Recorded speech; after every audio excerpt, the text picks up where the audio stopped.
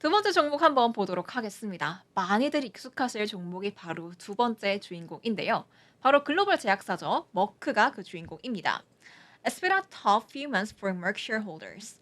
머크 주주들에게는 힘든 몇 달이었습니다. This pharmaceutical stocks now down 36% from last March peak.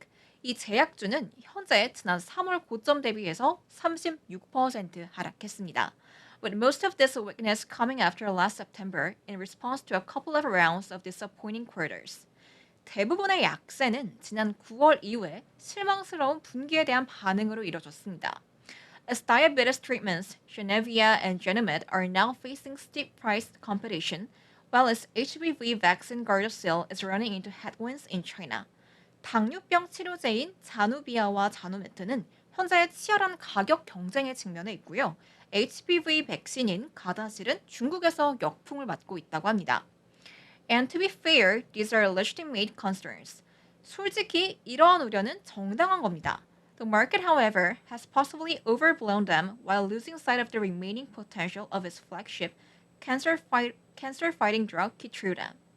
그러나 시장은 주력 암 치료제인 키트루다의 잠재력을 놓치면서 우려를 과장했을 수 있다고 합니다. 그러니까 머크의 핵심은 역시나 키트루다라는 걸 알 수가 있겠죠. 지금 이 세 종목 다 저평가 구간에 놓여 있는 종목이기 때문에 기사에서는 계속 왜 주가가 떨어졌는지 그 배경을 설명하고 있어서 부정적인 내용이 앞에 먼저 나오는 것 같아요. 포드 때와 마찬가지로 뒤에 진짜 본론이 나올 것 같습니다. 그럼 저희 다음 슬라이드 넘어가 보도록 할게요. 보시면 although collective sales for Januvia and Genemed fell 33% last year, these diabetes treatments combined still account for less than 4% of the pharmaceutical giant's total revenue. 지난해 자누비아와 자누메의 총 매출이 33% 감소했지만 이런 당뇨병 치료제들은 여전히 머크의 전체 매출의 4% 미만을 차지한다고 합니다. Gardasil is a measurably bigger franchise at a little over 13% of Merck's revenue, but its sales ended up being mostly flat in 2024, overcoming at least some of its weakness in China. 가다실은 머크 매출의 13%가 조금 넘는 규모로 비교적 큰 부분을 차지하지만 2024년에는 매출이 대부분 보합세를 보이면서 중국에서의 약세를 일부 극복했다고 합니다. 역시나 반전이 있었죠. 우리가 우려했던 부분들이 회사 매출에 별다른 영향을 끼치지 않고 또 시장에서는 일부 극복이 됐다는 점 확인할 수가 있는데요. 그러면 회사의 핵심인 키트루다의 내용도 한번 이어서 보도록 하겠습니다. 아랫단 보시면요. Conversely, Keytruda's sales improved 18% to $29.5 billion last year to make up 46% of the company's top line. 반대로 키트루다의 작년 매출은 18% 증가한 295억 달러로 회사 매출의 46%를 차지했다고 합니다. And with the drug now being tested in 8 additional clinical trials, while more and more oncologists prescribe it, analysts believe its yearly sales could surpass $33 billion in 2027. 그리고 현재 8건의 추가 임상시험에서 테스트 중이면서 점점 더 많은 종양 전문의들이 처방하고 있기 때문에 분석가들은 2027년에 키트루다의 연간 매출이 330억 달러를 돌파할 수 있을 것으로 보고 있다고 합니다. Sure, that's when its patent protection starts deteriorating. 물론 그때부터 특허 보호가 악화되기 시작합니다.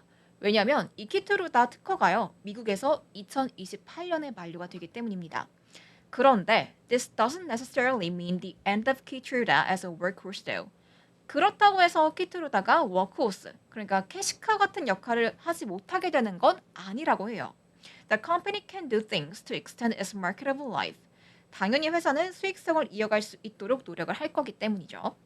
그렇다면 뒤에 슬라이드 보면서 조금 더 이 머크에 대한 내용 보도록 할게요. In the meantime, investors are forgetting that Merck has a long history of either buying or developing new blockbusters. 한편 투자자들은 머크가 새로운 블록버스터를 구매하거나 개발한 오랜 역사를 갖고 있다는 사실을 잊고 있다고 합니다.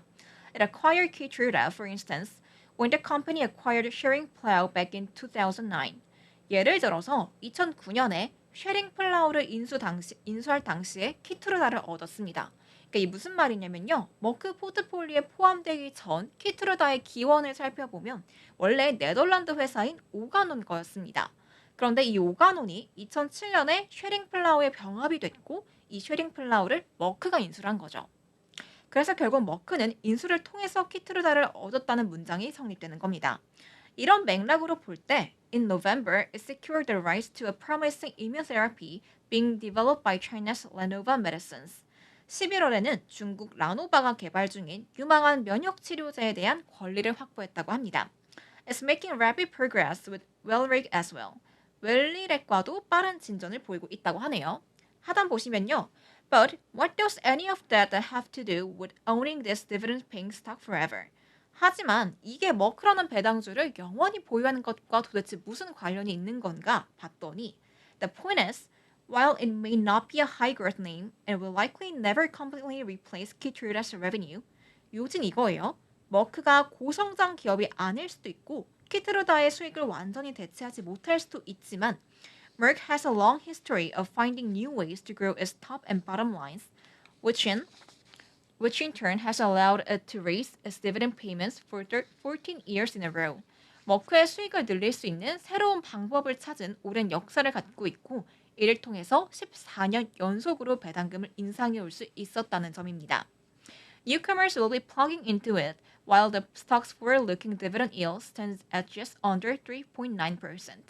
주식의 미래 배당 수익률은 3.9%에 약간 못 미치긴 하지만 신규 투자자들은 이에 동참할 거다라면서 기사에서는 머크에 대한 내용을 마무리하고 있습니다. 머크는 조금 내용이 길었던 것 같아요.